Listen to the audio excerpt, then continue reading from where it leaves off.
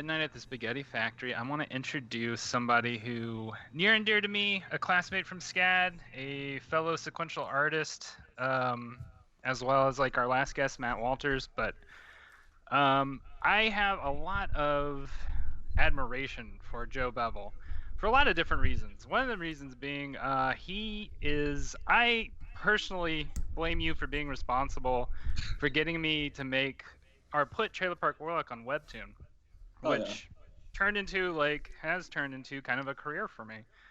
And I've always appreciated that about you, Joe, because that one message you sent me on Instagram turned into kind of a bigger thing that I would not have expected. But on Awesome. top of that, you and me have we've collaborated on several things. I'm collaborating with Joe Bevill right now with some music for a couple of time lapse videos, and we've collaborated in the past too on some other comics.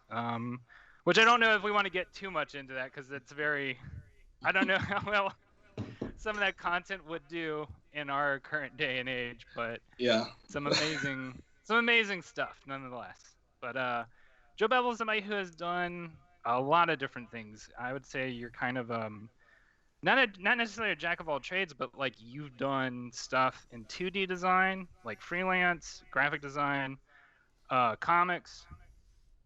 You've done book illustration, and you do music as well. And your music's also just amazing. So, Thank you. anyway, so that's who we have on tonight is Joe Bevel. Joe, is there anything you want to say? Is there anything Yeah. you want to? All right. You want to? Yeah. Well, let's rip some band-aids off real quick. So, Plug whatever you would like to plug, and then we'll bring it back up when we start wrapping up. But just so people have an Yeah. idea, like what's some stuff that they should check out if they were gonna go on the internet and they were gonna Google your name. There may not be stuff that you want them to look at first to get a good idea of you. It might be the top search result. Who knows? I'm gonna ask you right off the top of your head. Where should people go first if they want to experience the full Joe Bevill, like the best of what you got? JoeBevel.com. Okay. It has my Plain and illustration, simple. comics, and now music as of today. So I Nice. thought that would be a good idea. And so I actually keep my design work separate. Just Okay. because I found like hunting for design work, I would come in and people would see all the other stuff I do and basically like not get it or like not understand that like I can do this too. That's interesting. Do you get pigeonholed a lot as one thing? So when I first moved to Atlanta, and oh God, that's such a weird thing. When I first was looking for design work, yes, because people either were like, "You're an illustrator, why are you doing design?" or "You're doing design, why do you draw?" Mhm. And it's like, in my job now, I'm actually like a design director, which is like, I'm a creative director basically. So like, I do video shoots, photo shoots, like I do design work. I have to handle clients and stuff, and so like, all the random shit has kind of congealed into like an actual Nice. role, to where like I'm pretty good at like directing Yeah. a bunch of junk Yeah. or That's- talking to people. That's an interesting thing that you brought up. I mean, we're gonna get Yeah. into some other stuff too, but I've been dying to talk about this actually with Rainwater in general, which is when you're an artist, you can kind of I don't want to say jack of all trades because that's kind of demeaning towards the abilities of artists, but you can kind of dabble within different means of artistry and storytelling and this and that, and be actually pretty proficient at it. Like people were surprised as a writer filmmaker, no one assumed that I could paint or draw. So like when I Yeah. did this whole mural in my baby's room, everybody just like draws were on the floor. Like, when did you learn to do that? I'm like, I went to art college for 4 years. I didn't make movies the whole time. They made me draw. like I had to make clay pots too. Would you like me to go get some Sculpey? Like, it's very interesting that people just kind of pigeonhole people as one type of artist. And Rainwater, like I know Rainwater, you had talked about when you originally went to SCAD, you didn't go with comics in mind, correct? Isn't that what you Not told us last week? necessarily. Initially, it was animation. Was kind of what I was looking at, and then I went towards sequential animation because it was more focused on story, and animation was more focused on like specifically character animation, character rigging, that kind of stuff. I mean, I have a question for you, Joe. Like, for you, when you got into the sequential art program, what were like what were the things that interested you in that particular program? Oh man, so I actually came in as film and animation. Okay. Yeah, like, and you got out, thank God. Not disrespecting you. You made the smart move. Well, you know what it was though, is it was more like I realized like, oh, I don't want to just like rig. Actually, I heard a guy speak at some kind of talk, and he was talking about all the time he spent animating arrows in like a Lord of the Rings film or something. And I just remember thinking like, oh shit, I don't want to spend like a whole day working on like something like that. That's kind of not my thing. Tedious. But yeah, like the idea of being able to work on the story and like just having control of like a whole thing. So like that's comics. Yeah, that's I really relate to that a lot. Yeah. So for you, like, because I know for a while that you had been doing like a comic strip in the newspaper. Mm-hmm. So for you, like, was it like in terms of initial inspirations, were there certain comic like newspaper comics that were an inspiration for you, or like what for you was kind of the inroad into sequential art? So it's kind of funny. I feel like it was probably more animation stuff than comics back then. Sure. Like I liked like Calvin and Hobbes and Charles Schulz and all that, but I also like Mother Goose and Grimm and like. Oh yeah, fuck yeah. Yeah, like some kind of like dirtier looking things. Right. But also like I like Dragon Ball and Dr. Slump and all that. Like I was reading all those scanlations back then. And okay, you were ahead of the curve from me because I didn't really get into scanlations until a little bit later. But yeah, Dragon Ball. Yeah, it's fire for sure. And I feel like when I first got there, everybody would see my drawings and they'd be like, "Oh shit, John K, you like Ren and Stimpy?" And it's like, yes, but damn it, like this is, you know. I feel like if you see my work now, you probably see a lot less of that, but like that was kind of probably more my intro, you know. So like for your 2D design stuff, what like recently would have been inspirations or like sources that you're looking at in terms of where you want to take your work? Source a lot of random stuff. Yeah. Do you guys end up like on social media and just scrolling through? Oh yeah. Things and like you're taking it in, but like I couldn't tell you who's who. To be honest, a lot of it now is I'm trying to like simplify how I do everything. Okay. Just to like, so like I work with vectors a lot for my drawing now because I've never been a great draftsman, right? Like nobody has ever looked at a drawing of mine and been like, holy shit, the perspective is so good, and like, you know, it's just not. Yeah, that's not how I work. But yeah, just working in a more like graphic way and stripping things down. So like getting Tarkovsky's kind of stuff with Samurai Jack and all that. Yeah, like. Have you, by the way, have you watched Primal at all? No, it's in the queue on Amazon right now. Speaking of Gendy, yeah. Yeah. Sure. But yeah, that's probably one of the most recent things. Is that kind of look, like Clone Wars. So I'm curious. I wanted to dig into a little bit something you said there, where you said that people don't really like look at your work and say, "Oh, the perspective's really good," and this and that. So when you come to things like that, and I don't want to call them faults, but like if you come to something like that when you're working on something, do you make like legitimate attempts to try to improve on that, or have you decided that particular kind of like when you do a perspective, you do it your way, and it's just that's the way it's going to be? Have you made that like part of your style, or is it just something that your hand-eye coordination just never grasped and you kind of embraced it and said, hey, whatever? I'm curious because there's parts that, you know, as being an artist, you have to kind of be upfront with your own personal faults, and some people will go one way and some people will go another with how they address it. There's no right or wrong. It's just I'm curious to know, like, what was your thought process when it comes to how you construct things and, you know, what you perceive as your strengths, your weaknesses, how you tackle them, etc. How do you go about that in your art? So for me, it's actually a really good point. Like, I think I try to focus in on like, is this going to help me deliver a more professional product? Or like, when I say professional, I mean like I think one of the biggest comments I ever got from my family was like, "Oh, this looks like they saw one of my books at the store, like from one of the children's books I did, and they were like, "This is a thing. This is a real thing." Yeah. You know what I mean? Like, Yeah. and making my stuff look professional versus amateurish. So like, I'll lean into what my strengths are and try to minimize, but like, I'm not that guy with the perspective stuff. So like, I know the rules and I can hit those notes, but like, I'm not going to put too much time into that because for what I do, it's just not worth the time. I remember I had a very similar experience with that when I made my film Digits.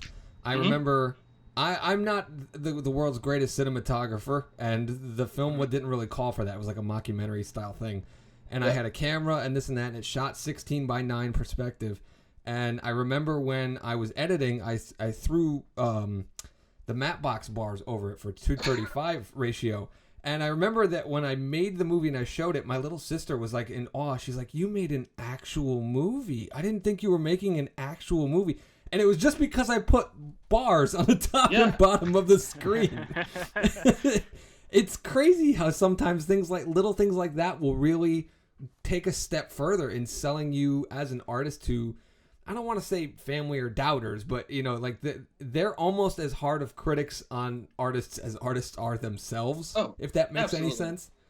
You know what it is though? People might not have the language to describe what they see or don't know or know, but they watch enough TV and read enough books and see enough ads to know when something doesn't look like the 90% of other things they see. Right. You know? Yeah, you got to kind of pick up on stuff like that. I'm curious to say, you just mentioned something that this is what I've been wanting to ask since I've been listening to some of your music. Okay. I'm curious about the whole thought process that goes into the whole, like creating music, because that's admittedly probably the only medium of art I have never tried to dabble in my entire life. Holy so shit. I was like listening to some of your music and I'm like, well, that's kind of fucking brilliant. Like you had like, I think it was from Psycho. You had like lines from the movie Psycho, and it was just kind of, and I was just like, "That's fucking brilliant! I love that." Did you so pick I'm up curious. at the end of that track, by the way, what the laugh was from? I did not. I didn't pay that much attention. What was it? Ren and Stimpy. Was it Ren? Okay, so you mixed and matched. That's kind of awesome. I wasn't allowed to watch Ren and Stimpy as a kid, so it makes sense that I wouldn't have picked up on that. Yeah, that's something I got away with. But I'm curious to know, because like eventually when we get to our food podcast, Rainwater, I'm going to tell you pretty much the answer I want to give to this question. But how do you go about when you create music? Like you hear it in your head first, or do you just have to listen to certain things and then? Because like when I'm a filmmaker, I'll watch a movie and go, that was a great idea. They executed it improperly. I could do it better. And then I go and I make my own version of it. And that's how I kind of come out with it. But to be truthful, when I'm writing, my ideas stem from music. So like that is my bottom floor. Like I get my ideas while I'm listening to music. So I'm curious how you create music, because it's not, I don't know if you listen to music to create music, or do you pull from other places, or how does that process work? So, oh man, so it's kind of a couple of ways. Also, too, it's a little different when you're writing for yourself or like as a solo person versus writing for a band. Because like when you're writing for a band, you basically have to keep it very stripped down because everyone's going to have their input at some point. And so you don't want to like, unless you're like a, type A. Yeah. Yeah. But for me, like you said, like music influences your writing, and it's kind of like for me, like if I watch a movie or even like a day I've had, like what was it? There was one day here in Georgia where it was like 90 degrees and it was 5 a.m. or something like that. And so like I literally woke up and wrote one of my metal songs, and the title was 90 degrees at 5 a.m. because, we woke up in a bad mood, and I was like, all right, let me tune my guitar down and get some heavy drums and like, just get it out. So is it kind of like jazz-like where you just kind of riff and then you find something? Yeah, so that's kind of how I've been. The most recent release, I did 3 releases like simultaneously for some reason. But that's kind of how these have come together, where I basically like lay down the initial track. So I might start with the rhythm or the melody first, Mm-hmm. and then I'll just kind of like make a 5-6 minute version where like I play it out and just kind of noodle on it. And then I might do another one where like, okay, I like this part. Let me just use that as the verse now, and then see how that goes, and then just kind of keep building on it, and then most likely stripping 80% of that away, and then the final thing is what you hear. Cool. So it's Yeah. literally just like writing. It's a lot like writing. Like, where they was it like the editing is actually the writing part. It's absolutely that. How much, like percentage wise, how much would you say that you end up like editing out or stripping away when you get to like a finished song? I feel like the more I'm doing it, it's like it's a lot more because I don't know how much of the older stuff you guys listen to, but like I used to have a habit of like every idea I had, I'm gonna throw it in. You know what? Yeah. Every measure is gonna be like a kind of different drum pattern just because I can, and like all this stuff. But the thing is, like, I have to start thinking about it. Like, if I put this song on at a party, would people stop and be like, "Can y'all turn this shit off?" And like, I gotcha. Yeah. you know, which That's true. there's a lot of music like that I enjoy. Like, I love Primus, but if you were in a room with your family and you put Primus on, they'd probably tell you to turn it off, right? Like, Frank Zappa, same thing. So it's been, for sure. yeah, and I love him. I know what you mean. But I'm trying to make things that people enjoy and that I enjoy. So yeah, like it's a lot more pulling away because every idea, it's almost like what's not there is just as important, you know? Oh, yeah, absolutely. Like that's something I'm actually having to learn in writing comics right now is that I want to, like right now in Trailer Park Warlock, I've been having this balance between going like too into Frank Zappa zone where it's like everything gets incorporated and it's this big messy thing, and sort of learning, like going through that process of like stripping away stuff so I can get to clearer, more concise, clearer, more concise beats. And so like I really like what you're saying there because in some ways I feel like that's sort of a process that all artists go through because like as artists we want to incorporate everything around us, and something that I really enjoy and appreciate by watching like you and your work is like you're kind of doing that in a way in the sense of you're doing a bunch of different art forms, right? Yeah. And I imagine, I don't know this, but I imagine being able to work, because you also work in different genres too in terms of music and also in terms of like everything else, but like when you're working different genres, does that require different sort of thought patterns, or is it kind of like, do they somehow sync up in ways that I wouldn't necessarily know? No, there's stuff that overlaps for sure. Like learning how to mix kind of the same principles apply to every genre. Yeah. You know, like if you found a good producer and you're like, hey, I need my album mixed, and he did country, he could do your metal album and probably get it sounding good. But one of the biggest things I learned is I used to try to genre hop and not really be successful at it. But like BPM kind of dictates what style you're in, which is beats per minute. Yeah, yeah. And so that's like such a simple thing, but once that unlocked, it's like, oh, I'm trying to do like a dancey thing right now, so it needs to be like 120 to like 118, or if we're doing metal now, it needs to be 140 and up, or trap is 140, and R&B is like 60, 75, and like a lot of the speed is what dictates what you're feeling. That's really cool. I hadn't really thought about that. So BPM sort of becomes your format, or like to use a cross analogy, sort of the way your paneling works on a page. Yep, basically. It's the same thing. Yeah. And this is a weird thing, but comics is still like the center of my like universe. So even when I'm doing my graphic design stuff, like layout is laying out your panels. Like it's literally the same principle, same. You're trying to control the pace that people look at things and like where they look. Like it's all the same. That applies right to a screenplay too. When I'm looking at something and I'm like, okay, I've got this many pages, and I've got to hit this beat by this page, and if I don't hit it on that number, then I'm off. Like I need to condense things, I need to combine, or otherwise I'm off. If I don't hit that 110 page mark, I could give it to a producer and it'll be 111 pages, and he'll be like, "Why did you give me this shit? It's supposed to be 110," and it's a big deal. It's everything, and I feel like there's always like exceptions, but Sure. For the most part, not really, Yeah. Like, you need to kind of earn that clout, I think, in order to be Yeah. able to break the rules. You need to have like monstrously demonstrated that you can execute them as many times as you want to in your sleep before you start breaking shit. Yeah, I always think about like if people took like if you take a band like Radiohead, where like if Kid A came out first, people would be like, "What the fuck is this?" Like, but they did their straightforward alt rock, whatever, and then you can like get weirder a little bit. Yeah, that is often the case where it's like That's you kind of have to. Go ahead, Joe. I was gonna say like that can also work against you, and I'm definitely in a minority here, but Childish Gambino put out his first album, and that was my jam. I fucking loved it. Mm-hmm. And then on the next album, he went like hard left turn into like different types of hip hop, and I was like, whoa, this is not what the last album was. I'm not digging this right now. Everybody else kind of dug it. I was like, what?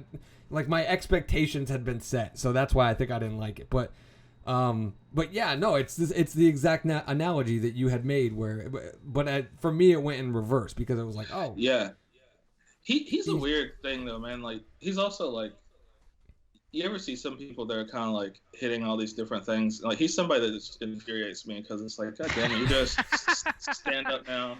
It's like you're fucking writing. He did the television show. He did movies. He acted in a television show. Then he wrote and produced a television show. Yeah. And then he did music. Then he did stand-up. And the dude is like award-winning in every single thing that he does. It's like whatever he touches turns to gold. Yeah, I don't understand it, but I'm always. Now you're from Georgia? No, I'm from Mississippi, actually. Oh, okay. But you're still based in Georgia now? Yeah. I moved here in 2012. So after we graduated, yeah, you got drawn back. Well, I graduated and went back to Mississippi and like basically spent 4 years like trying to wake myself back up and get my life going again. Sure. Yeah, it was one of those things where like, oh, my granddad's sick, so let me move home and I'll just stay here for a year. And then that turned into another one. And I was working at Kroger and like they were trying to force me into the management program. And I was like, oh, I don't want to do that. Like, I just don't, And I did like a freelance. It was like one of the mascot book. I don't know if you guys ever heard of those. A lot of Sky Kids did them. I've seen that project, but yeah, go on. But yeah, I did one of those children's books and basically got the money from that, quit, and moved in with a friend from SCAD here. Nice. How are you liking being back in Georgia? I love it, dude. To be honest, Atlanta is so well-rounded for me. You know what I mean? Like it's southern, big. Pre-COVID, any music acts you wanted to see, come here. Any podcast you listen to, come here. So yeah, Atlanta's pretty great. That's awesome. Yeah, I'm gonna have to. I've just recently moved back to the South after missing it after a while, and that's definitely a place I want to hit up again at some point. It's great, man. So. I have not been to Georgia since 2008, and I really don't want to go. Well, the only thing I don't miss the humidity. That's the only thing I don't miss. It's bad. I don't miss how slow everything is because I'm from New England. Like we work in literally New York minutes, and when I have 3 items and I'm in line at Best Buy and there's maybe 2 people in front of me and they each also have 3 items and it takes me 20 minutes to get out the door, it's not my blood pressure can't take it. I will say though, like Atlanta is not as bad as that, but like when I go home now, like my parents live in a town that's like 800 people, and like I cross the state line and get into Mississippi, and I'm just screaming in my car because like everyone's going 20 miles per hour, and like because I've gotten so used to being here, and like I couldn't imagine living somewhere like Maben now. Now, can I ask a question? And this actually will apply to both of you guys. Yeah. Because since graduating, I have just been home planted. My feet have been here in the town that I was born and raised in. You guys have both ventured out to different places, and so I'm curious to know, have you noticed that your art maybe takes a different path when you're surrounded in a different, I don't know whether it's a community or just a different location? Like, does the weather affect it, the community, just the general, like, it depends on where you are, how the political climate is. Like, do you find yourself being influenced a lot by those outside sources that are a lot closer to you there, and then when compare it to where you are like now, like does it affect you guys at all? I'll let you cover it. Do you want to go first, Joe? Yeah, I can go first. So the comic you mentioned, like at the beginning, that wouldn't stand up now, Get Bent. That was all Mississippi, and it's like, I feel like there's an aggression to it that's not in me now, and it's because I was like resisting the routes that we're trying to take. But yeah, I definitely think like, also too, I don't know, Rainwater, what part of Louisiana are you in? I'm in Southwest Louisiana, so I'm pretty much on the border with Texas, like Okay. maybe 50 minutes from the border of Texas, it's very different from Eastern Louisiana, because Eastern Louisiana is it's a little bit more like Mississippi, but it's also like more laid back. It's something about Atlanta that was kind of different for me is like, it's so art and like creative heavy here that like I didn't feel as alienated. So like my work is a lot less intense, probably. I That's guess. awesome. Yeah. Would you say it's more brave? Like you're more willing to take risks there because of the community?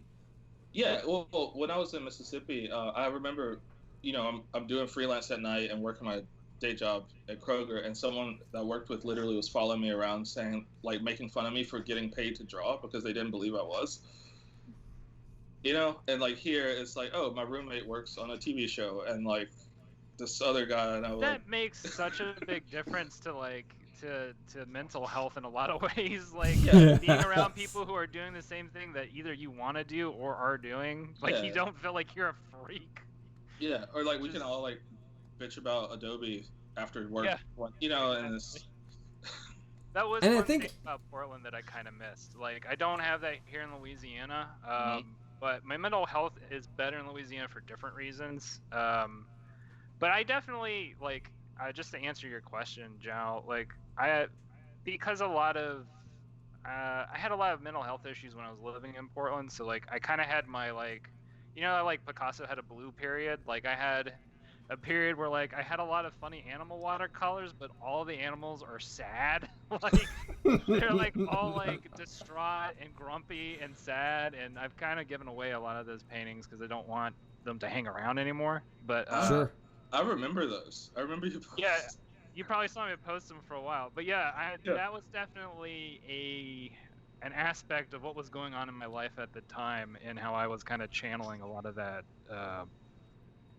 discontent. But I definitely, like what you're saying, Joe, I would like to be in that situation, and maybe I should try it again in the South, because that was like Savannah, like that was one of those places where, like Norris Hall, the energy was amazing. Yeah.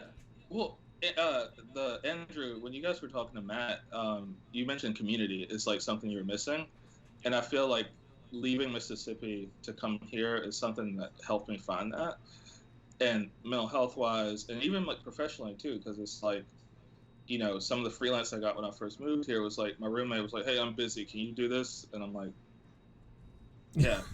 It's like the cool. Networking. Oh, absolutely. That's definitely a perk of it. And you know what? I was going to bring it up. You kind of brought it up a little bit in your answer was, you got, at least when you live with people who are creatives, you have that, I want to call it a privilege, to show them work in progress for critique as it's working, because most of the time when you're living with someone, and I'm not saying every time, but most of the time, they kind of have an idea for your art, and they will give you constructive criticism in terms of what you're trying to accomplish, and not try to hijack it for their own thing, which is what, like in class, like that kind of critique was a little bit different, where people would just kind of push their own agenda on you. But I feel like a roommate or, friends that are surrounded you are a little bit more in tune with what you might be trying to execute. So it's nice to have that kind of, You know, that's what you guys talking about Norris Hall. I didn't have that with the film building because I just didn't know anybody. I didn't connect with people. But I had friends in the dorms, and they were Joe. I even think you were on my hall at one point. I think at O House. Dude, I feel like we were always adjacent. You know what I mean? Like, yeah, I knew who you were. I don't think we hung out ever, or like even had maybe an interaction or two. But I knew who you were. Like that's like. I've never said this out loud. Ciao. I have read Jow? I've read that for years. And I've never said it out loud. Listen. That's Matt Walters right there. That's his stamp on my the rest of my life. But no, yeah, but we definitely were swimming in near circles with each other. So I mean, but you know, like O House was like that was a house at one point when we were all like freshmen and this and that. It's just like you could bump into people and occasionally you would start clicking with people. Like I have friends in architecture and in filmmaking, in 2D design, and even though I try and drag it almost every episode, I had friends who were in fashion that were nice and cool being, you know what I mean? And there's people in the theater department, all that kind of stuff. And you could kind of find those creatives in that community. And I am so jealous that you have that right now. Because that's, I think any aspiring artist needs to try to find, and I realize we're still in the middle of a pandemic during this recording, but the one reprieve that I have had while I've been here is the social media app Meetup. I don't know if you guys have heard of that. Oh, yeah. I joined a screenwriting group, and like that is like my mecca. They used to do it once a month on like a Monday, like the second Monday of every month, and that would be my happy place. I would look forward to that Monday every month to just go and be around people who just enjoyed writing, talking about writing, doing table reads, doing this and that. So I feel like if our listeners are listening, can take anything away, and I think we set this up in the last episode, and now Joe's confirming it once again. You need to find a community as an artist to kind of back you. Yeah. Absolutely. Like I even since COVID, I've been doing these like Zoom nights where like I basically say like I'm just gonna be working on whatever it is I'm doing tonight, and you guys can get on and whatever it is you do, and we can talk about the Mandalorian episode this week or not say anything and just sit and.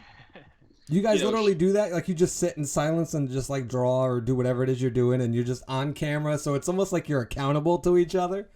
Yes, and I play music now though, because the silence was wearing some people out the first couple of times. But that's kind of awesome. It's cool though. And I think one of the coolest things from it is there's a couple of writers that join sometimes, and like I don't know, just having someone like show off a song they're writing, and then someone else be like, "I'm designing an album cover right now." Like it's kind of neat to be like honest, feeling things click together. Yeah. I gotta admit that not just in terms of critique, and this is kind of egotistical, but it's fucking true for artists. Sometimes you kind of run out of gas, and when you show another fellow artist something that you've been working on, and you feel like down on it, and you're like tired, and they like fucking like go to the moon on it, and it's like, oh. I just got another tank of gas out of this. Like I'm excited because that enthusiasm can be passed on, and I think as artists, we all know when each other needs that boost, with that encouragement. Especially too, like for you, especially like something like screenwriting, which I have tried and not been successful at. It's beast. It's such a process and so long that like you have to like cross these hurdles to keep going. So like I know exactly what you're talking about. Whereas like design stuff tends to be faster, which is designing something that is designing for you something that you feel like you can do pretty intuitively, and it's never really, you don't have blocks generally. I have blocks, but the kind of way around that is just iterations. So like, and that's kind of how I work in general now. I think design has kind of moved how I work in other ways too. But like, instead of trying to figure out the perfect logo, like I literally bang out like 50. Okay, that's what you mean by iterations. You just do so many that, like I like to call it the Stephen King approach, where you write so many novels that one of them's gonna be decent. Like one of them's gonna be It or like Shawshank Redemption. Yeah, I mean that's kind of the secret sauce. And then I show my boss like 3 of them. I'm like, this is super easy, and I'm totally not stressed out at all. That's awesome, though. Yeah. Well, something that you've talked about a little bit on social media is regarding around burnout, and like having to find the good pace, right, as an artist, and like figuring out how to like when to chill out, when to go, and I guess my question about that is like for you right now, how are you kind of because you're doing so much stuff, at any given moment, like dealing with that right now. So something kind of funny. I was in therapy last year, and I need to start back. But one day I was in there, and I was talking to her, and I just kind of flippantly said that, like, "Oh, I want to learn everything. Like, I want to do everything." And she just kind of laughed at me, and I was like, "That's not is that allowed in therapy? Are they allowed to laugh at you?" Well, that's what I was like, damn. But she was just basically like, "That's not a realistic thing."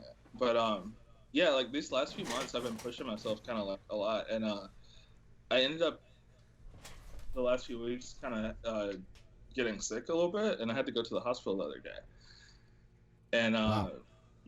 And I went in, got checked out and stuff, and the doctor came up, and she was like, "Hey, so your EKG looks like you've had like a previous event and or a heart attack, so we're gonna keep you." Oh, and shit. And I was like, "Oh, what?" Yeah. So so I stayed overnight and got a bunch of tests and meds and all that, and I'm wearing a monitor now, so I can if something happens, I'll know, and I'll go somewhere. That's a scary thing, man, to be told that you need to ease off the gas a little bit, especially I know me as an artist, I'm always thinking whenever I'm working on something, the mindset that I'm approaching it is I could die tomorrow, and if this isn't finished and perfect, then no one will ever know what I was trying to say. Like, this might be the last thing I've ever worked on. So I'm always like trying to go hard as a motherfucker on everything that I do. And that's sometimes not the best way to go about it. It's not sustainable. And like, it was kind of funny is, like you guys said, like on social media, I've been talking about it because I'm very aware of like, this is not a sustainable path or like, and what's kind of funny is in my day job, we had layoffs, and so my team used to run with like 4, like a design, like a creative director, and then 3 other designers. And the last 6 months or so, it's been just me. We're a pretty big company, like lots of stuff going on, and it's just been me working at night. And I'm like, oh, freelance. Yeah, I can do that. I can do that over Christmas break. Yeah, cool. And I'm still gonna draw all night too, cause and it's just because I have. I love it, right? I just like making things, and like I hate drawing actually. I don't like to draw, but I like seeing what I want it to make, if that makes sense. Well, you like getting it out of your head. Yeah, like I like having draw. I don't like to draw.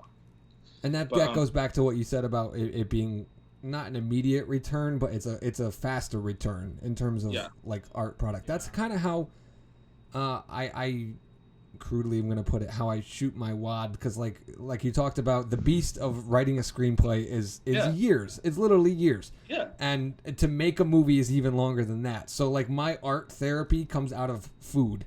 When I'm cooking, like that's my immediate return. I'll taste something in my mind, like my brain processes it. I'm giving you that answer I was telling you about rainwater that I was going to save for our food podcast, but I'm doing it now. Fuck it.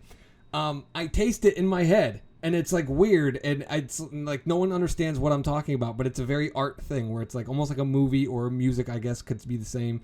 But I it's in here first, and then I'm like, all right, how do I pull this off?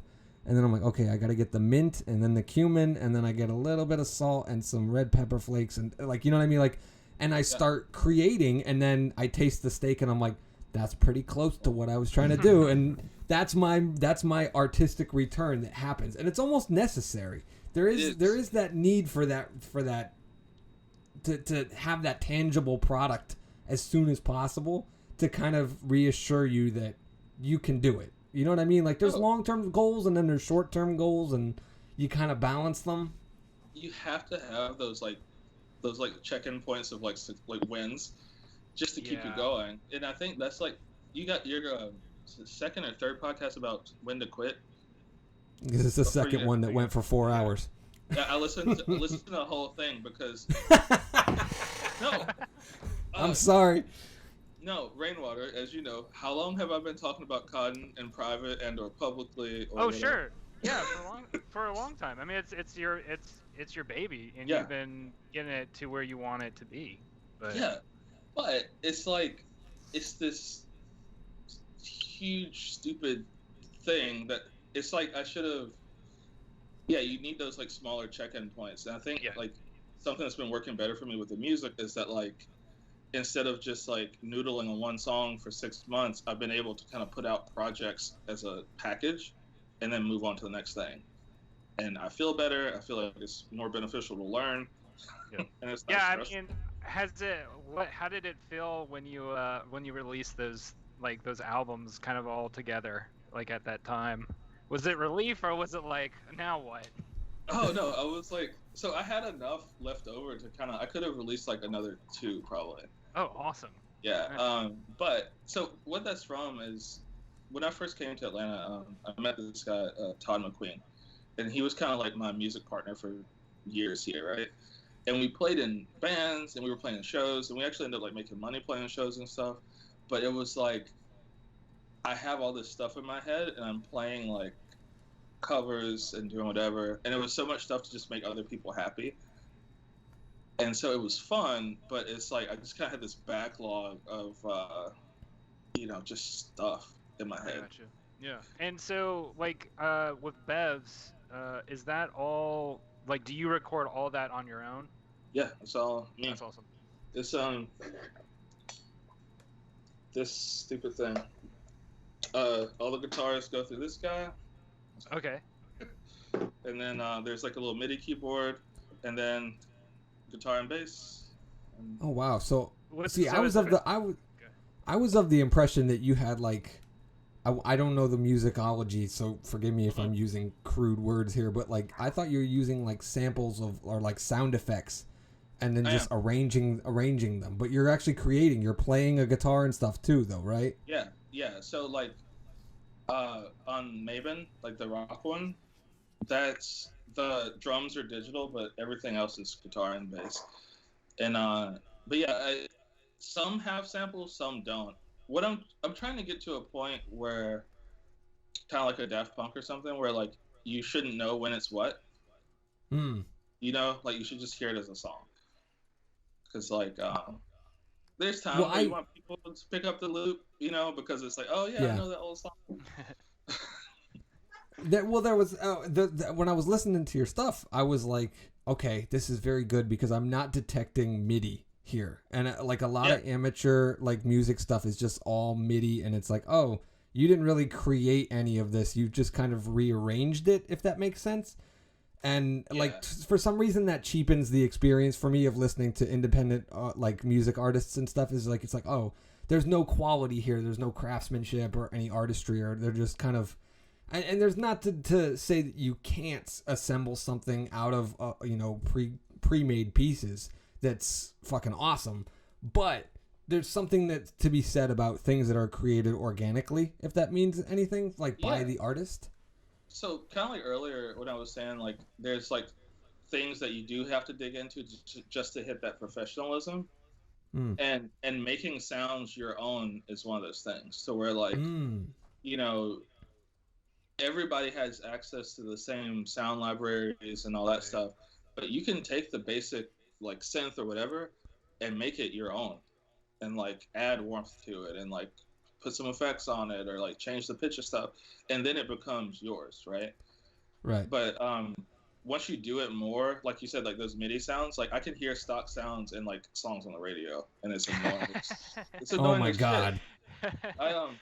You know how you say like when you're watching a movie, you think I can do that better. My girlfriend heard a song on like a commercial and she liked it, and I was like, I can make that before you get out of the shower.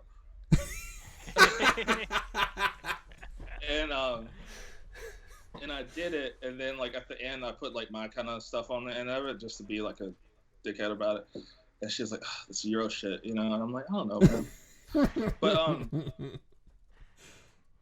you know, the thing is, I like that kind of simple trap stuff, but it's so simple and like anybody can kind of pop in and do it. So I'm trying not to do that much. Yeah, it's kind of and I applaud you for that because I think that I think that is what it is. If anybody can do it, it's like I'm not getting something I can't get somewhere else. And when I'm looking at something, I want something. I mean, and this is just me because I'm so. I think as artists, and this is kind of goes back to our podcast with Joker, is that we instinctively seek out other kinds of art to expose ourselves to.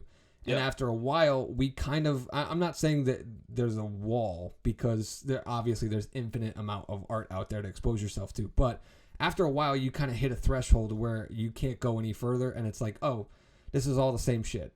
Everything is literally recycled. And it's like, it's almost deflating in terms of your spirit or whatever. So like when you start searching for stuff and it all just sounds so simple and accessible and stuff like that, it's like, oh, more of this. And it's like, I don't want any more. I don't want any more pizza. I've had the pizza.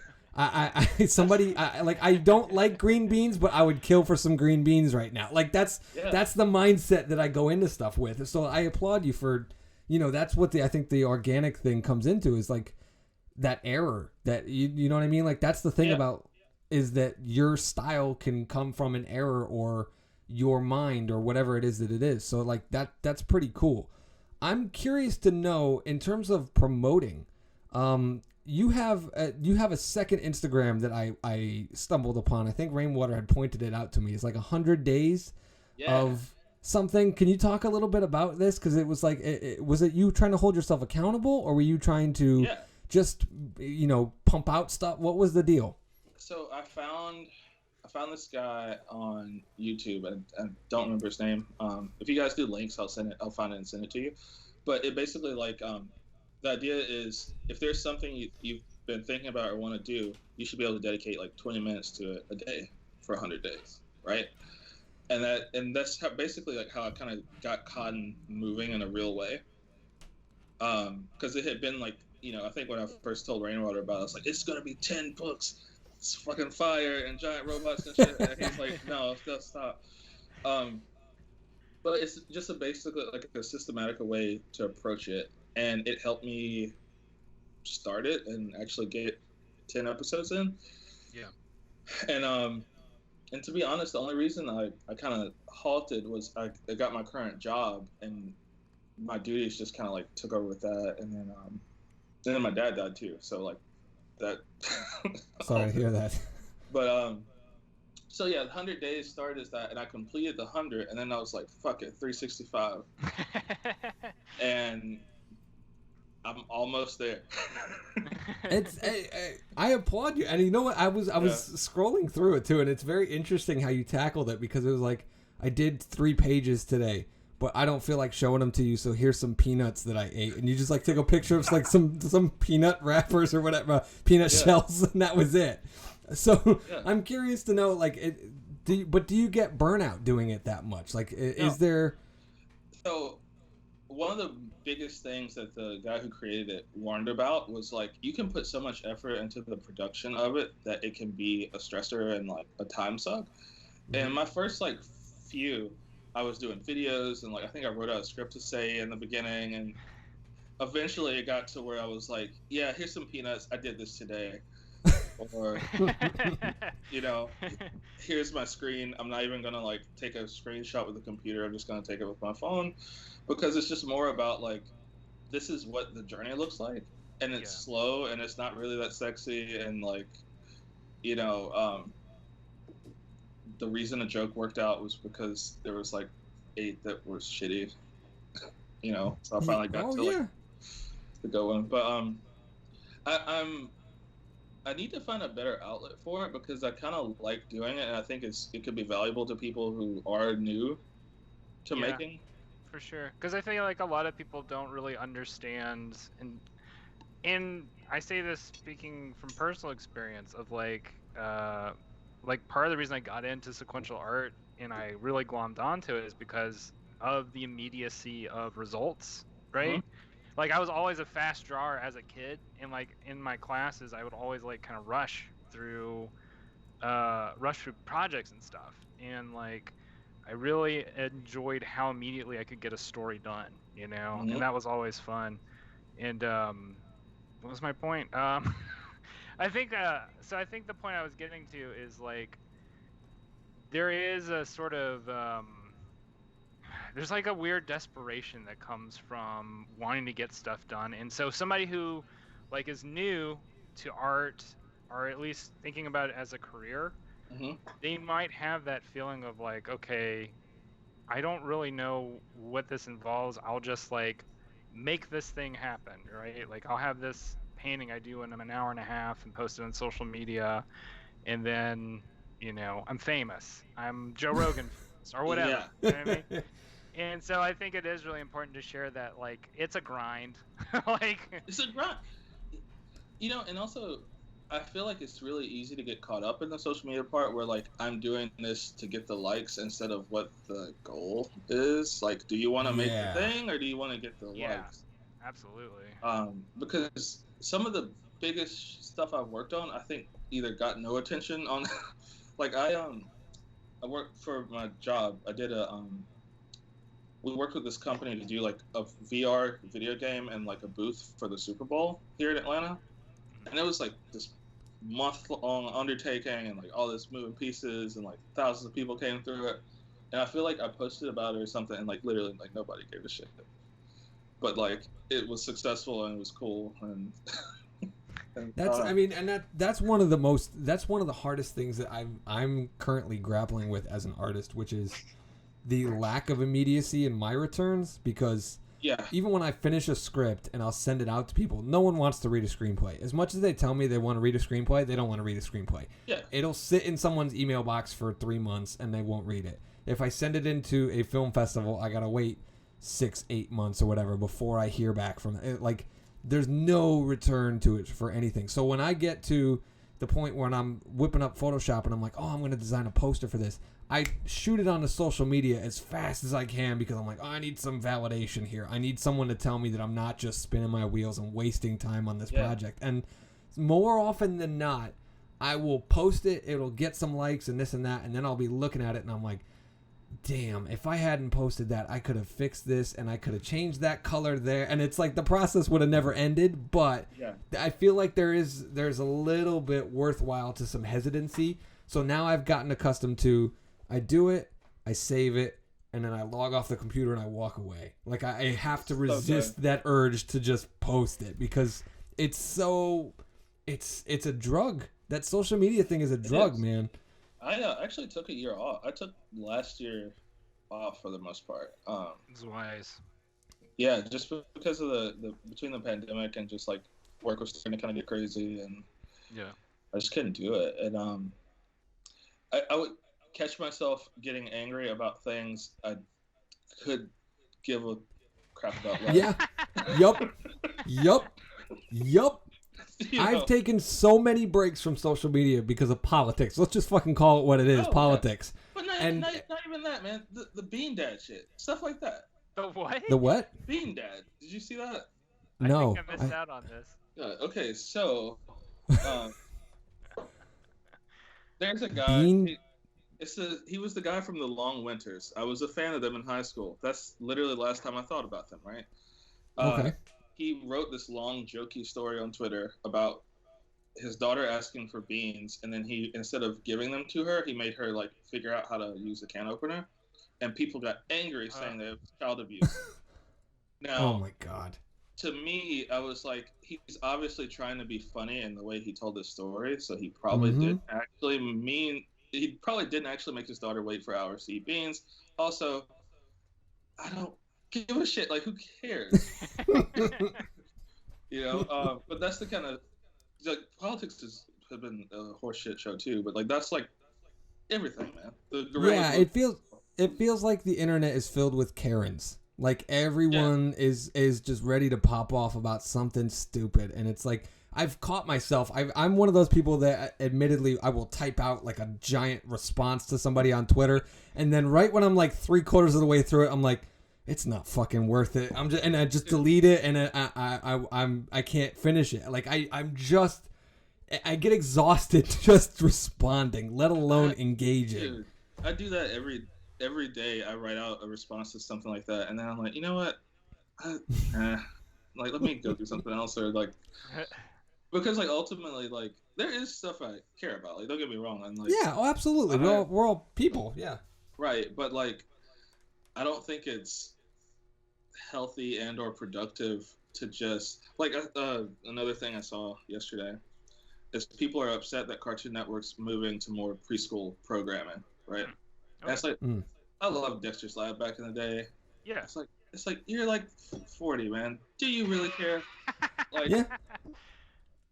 Like, I don't know, you know what? I had a similar experience with that when I was everybody likes to bitch and complain about how many times we've seen Bruce Wayne's parents get shot in a movie. Mm-hmm. And at one point I was on that team and I was like, we really don't need to see this origin again. We don't need to see Uncle Ben die again. Like we don't need to see these things. And then it occurred to me, and this was last year admittedly because my wife got pregnant, which was right now there is a little kid who has never seen those Spider-Man movies, and he's about to experience, or she is about to experience a Spider-Man movie for the first time in theaters, and they don't know the story of Spider-Man, and this is a movie for them. Like, and also as an artist, it's an opportunity for a different artist to offer a different take on that same thing, like to execute differently. Yeah. The way Christopher Nolan killed Bruce Wayne's parents is completely different than the way Tim Burton did it. Like, it's... Yeah. You know what I mean? So like I don't find validity in those arguments anymore. So I'm totally in agreement with you. It's funny you mentioned which by the way, congratulations on your very cute child. Thank you. Thank you. I don't know how that's an accomplishment, but thank you. but no, like you mentioned your child. I have a nephew that my mom is raising, and he's 12 now. And when Force Awakens came out, I took him to it, right? And his only like knowledge of Star Wars was I think the Rebels cartoon and Clone Wars and stuff like that. He hadn't seen the original trilogy at all. Mm-hmm. And watching him, and I took him to see Last Jedi and Force Awakens or Rise of Skywalker. Rise of Skywalker. I didn't go home for that one. So, yeah. But watching it with him and seeing his little dumb face light up when I was like, oh yeah, like You've never seen the Millennium Falcon. Like, yeah, it's dope, right?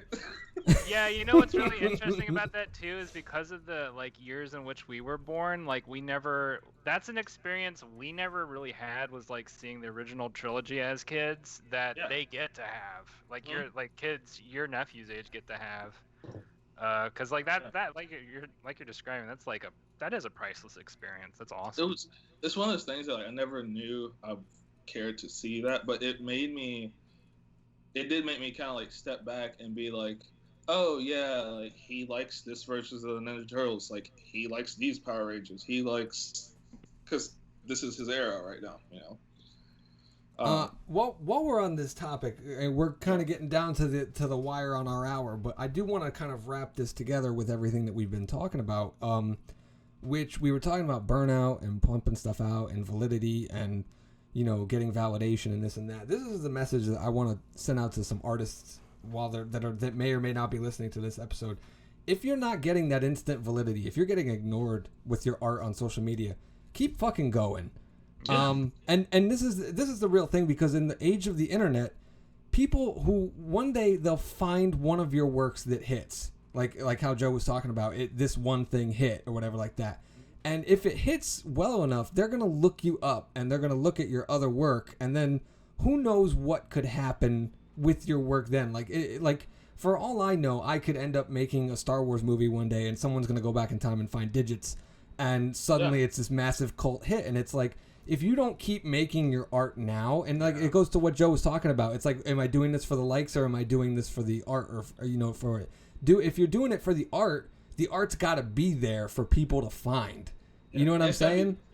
It's got to be complete stuff, too. Like I know a lot of people who have started a screenplay and never finished it. Oh yeah, dude.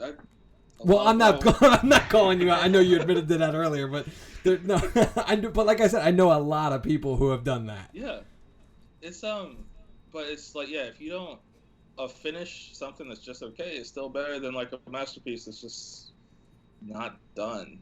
You know. It's also interesting too because I've gone back and I've seen things from artists and I've been like, I see they were kind of working on this idea that ended up coming to fruition later on in some movie that Scorsese did something early on in Taxi Driver that I noticed like years later in Goodfellas. I'm like, oh, that's what he was messing around with that idea then and he couldn't get a hold of it, but now he finally did in this movie. And it's fun to see that kind of stuff in an artist. And again, it can't be found if it's not there, if it doesn't get created. Yeah. So as we're wrapping up, Joe, is there anything else you want to bring to your light? We talked about your Instagram account, which is, was it 100 days or 365 days? What's the handle for it? I think it's, hold on. 365 Bev or something? Yeah, it's Mr. Bevill 100 Days. Okay, Mr. Bevill 100 Days. We talked about joebevill.com, which has got what's on joebevill.com that people could check out. Joebevill.com has my comic work, some illustration work, and if you go to the About page, it links to my design page too. And also my music is on there now. So if you a link to your SoundCloud? Yeah, that's the best place, joebevill.com or Mr. Bevill on Instagram. All right. Now, as we wrap up very, very quickly, we talked about cotton. You and Rainwater know what this is. I have no idea what you're talking about. I know it's a comic book. So give me the elevator pitch really quick because I'm sure you guys have talked so enthusiastically about it. I think both me and some of the listeners probably want to know what the fuck you're talking about. So Cotton it's like my first like long form comic on Webtoon, and it's about a kid in a small southern town, and he accidentally drinks a serum and starts going wild in the middle of the night.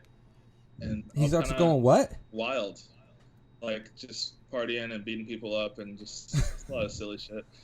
Okay. But it's a lot of fun. I don't know. Rainwater, is there anything you would tack on? Have you read anything from it? I would say like in a lot of ways it's sort of like Joe Bevill's take on the Incredible Hulk in a certain way, in a certain light, where it's like art in the same sense, Dr. Jekyll and Mr. Hyde, but Dr. Jekyll isn't the same character as the Mr. Hyde character. But were you gonna say something, Joe? I was gonna say too, the original Nutty Professor is also like a. Yes. If I were to make that, this is that.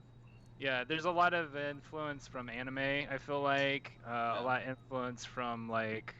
I don't know, like you have a great sense of humor that's like understated, I feel like, and that really comes off in the scripts that I've read and in the episodes that you've posted so far to Webtoon. It's very much like, you know, one scene our main character's eating chicken wings at like a bar, and the next scene like fighting the sheriff of the county who's got, did he have like a rocket launcher or something? The deputy carries a bazooka because his fingers are too chubby for a pistol. So it's that kind That's fantastic. Yeah. Not to extend the podcast, I always do this. We always end up at this weird 1 hour and 10 minutes mark on our show. I don't know why, but I got to ask this question. And Rainwater, I don't know if you can even chime in on this because your stuff is kind of crazy original. But Joe, you talked about influences being like the Nutty Professor or Dr. Jekyll and Mr. Hyde. I'm currently struggling with a problem on a project I'm working on. I'm working on a martial arts film. And obviously, as soon as I start talking about karate, everybody starts saying, oh, it's the Karate Kid. And there's a lot of similarities that end up, you know, showing up in my story that are in the Karate Kid and more recently Cobra Kai. And it's a little defeating to me. So I'm curious to know what your approach is as an artist when you hear like when Rainwater's like, oh, it's kind of Dr. Jekyll, Mr. Hyde-ish. How do you approach something that, you know, it's just people describing it so other people can understand what it is. Yeah. But I'm curious to know, how do you struggle with any kind of conflict in terms of originality within, I guess it's a genre, I guess you could say, or a trope or whatnot? And Rainwater, I don't mean to put you down. If you feel like a Trailer Park Warlock has some influences from things that I'm overlooking, please feel free to butt in.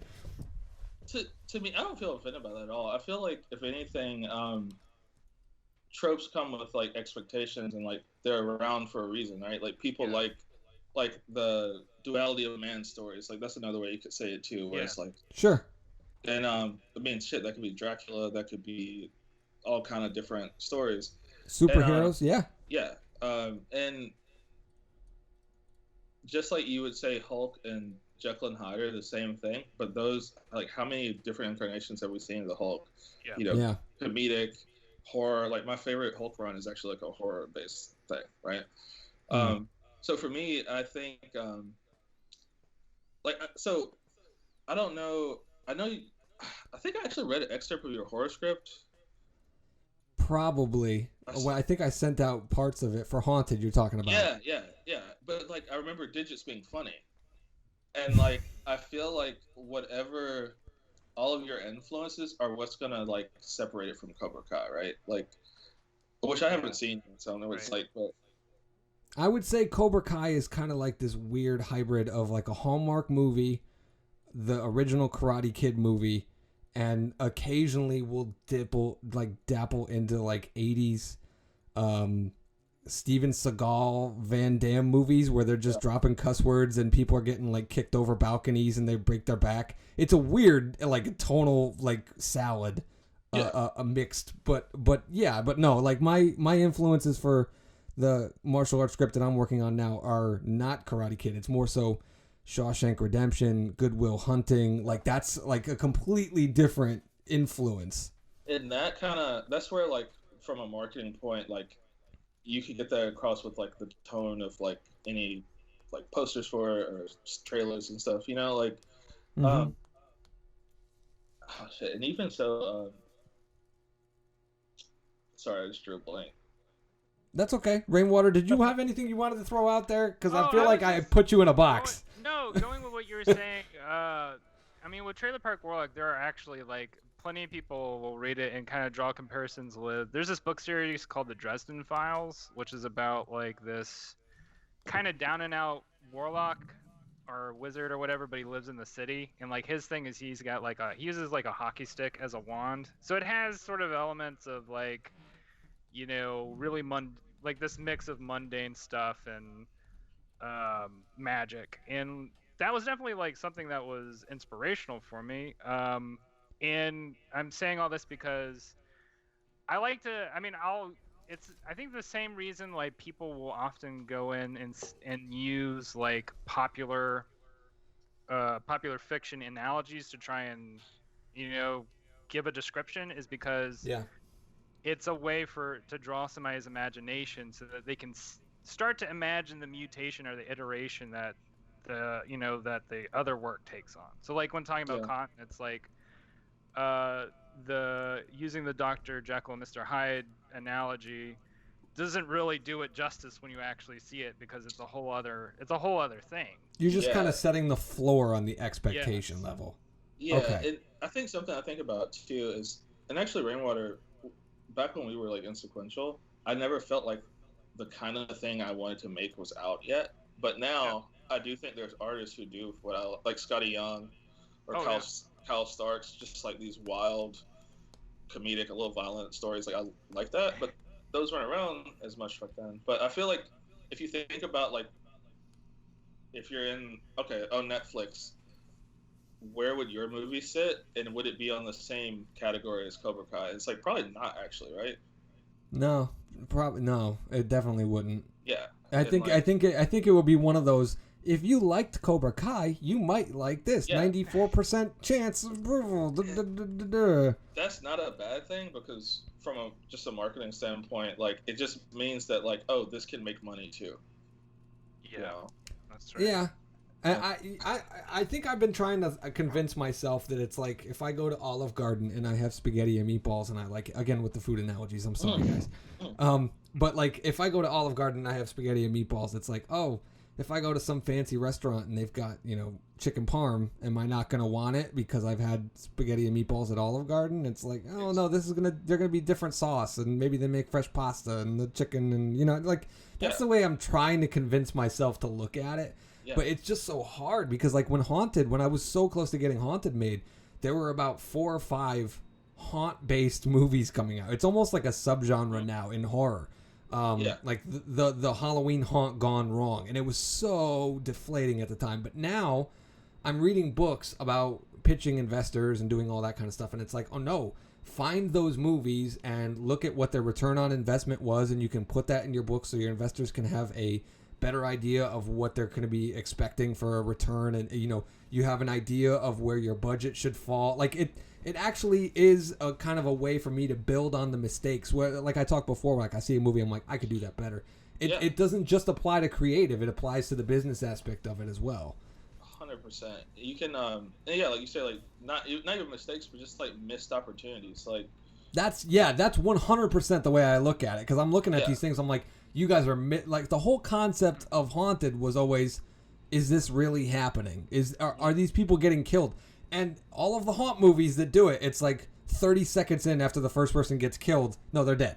There's somebody actually killing, and it's like the question is answered, and it's just a generic slasher from that point out. And I'm like, no, we need to needle this concept for everything that's possible. Like, put the character in a position where she has to choose if she's gonna save the guy or kill him, or you know what I mean? Like, and she doesn't know what to do. And I feel like that's where the originality and some of the drama is going to come from. I'm spoiling my fucking movie right now, but still.